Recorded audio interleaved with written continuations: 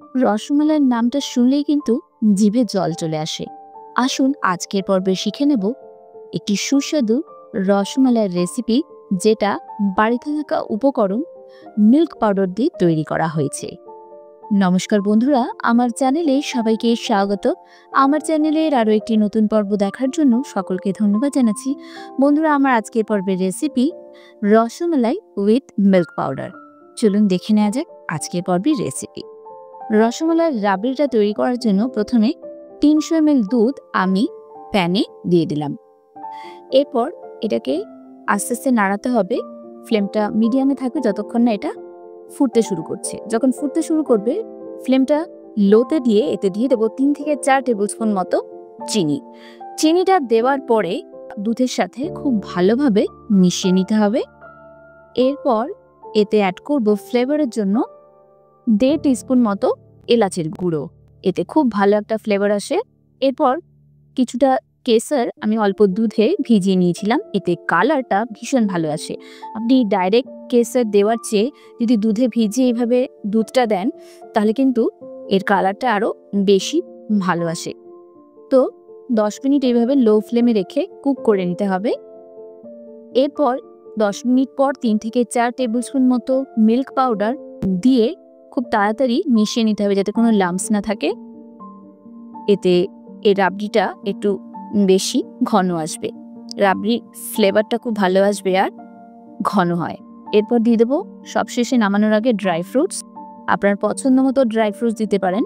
আমি এখানে পেস্তার পরিমাণ বেশি দিয়েছি। রসমালাইয়ের রাবড়িতে পেস্তার পরিমাণ বেশি দেওয়া থাকে। তো খুব ভালোভাবে মিশিয়ে নিলাম। দেখুন, রাবড়ি কিন্তু আমার রেডি হয়ে গেছে। তো এটাকে হালকা ঠান্ডা করতে দিতে হবে, যাতে একটু ঘন হয়ে যায়। এরপর রসমালাই মিষ্টির জন্য একটা প্যানের মধ্যে 1 কাপ মিল্ক পাউডার দিচ্ছি, সাথে দিচ্ছি 2 টেবিল স্পুন চিনির গুঁড়ো, আর দেব 1/4 কাপ লিকুইড মিল্ক। এরপর সমস্ত উপকরণ খুব ভালোভাবে মিশিয়ে নেব, যাতে খুব তাড়াতাড়ি একটু নাড়াতে হবে, যাতে লাম্পস না থাকে। 3-4 মিনিট পর 1 টেবিল স্পুন পরিমাণ ঘি দিলেই দেখবেন সব এক জায়গায় চলে এসেছে আর এরকম ডোয়ের আকৃতি নিয়ে নিয়েছে। এটা খুব তাড়াতাড়ি করতে হবে আর ফ্লেমটা লোতে থাকবে। এরকম ডো তৈরি হয়ে যাওয়ার পরে এটাকে নামিয়ে নিয়ে একটু ঠান্ডা করে নিলাম।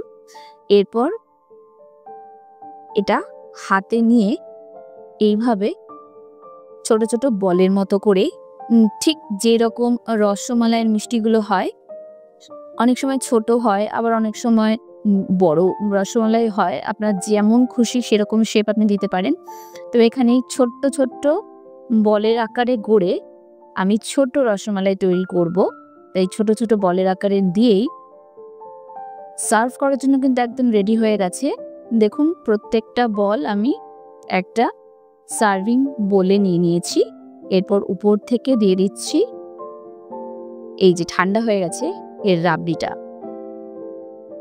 উপর থেকে রাবড়িটা দেওয়ার পরে গার্নিশিং এর জন্য কিছুটা ড্রাই ফ্রুটস দিয়েই এটা রেডি হয়ে যাবে একদম সুস্বাদু রসমালাই।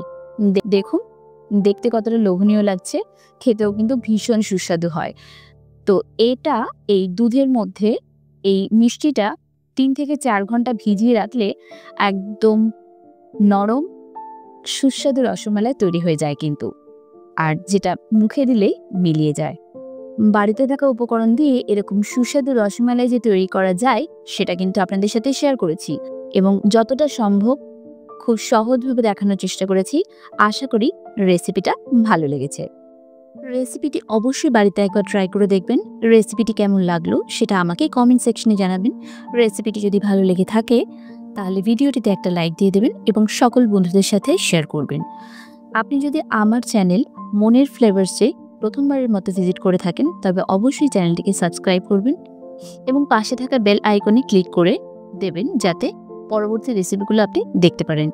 ফেসবুক থেকে যারা ভিডিওটি দেখছেন, তারা লাঞ্চ বক্স বাই মি পেজটিকে ফলো করে লাইক করে দেবেন। ভালো থাকবেন, সুস্থ থাকবেন। আগামী পর্বে আবারও দেখা হবে নতুন নতুন আরও এইরকম ইউনিক রেসিপির সাথে। ততক্ষণের জন্য নমস্কার।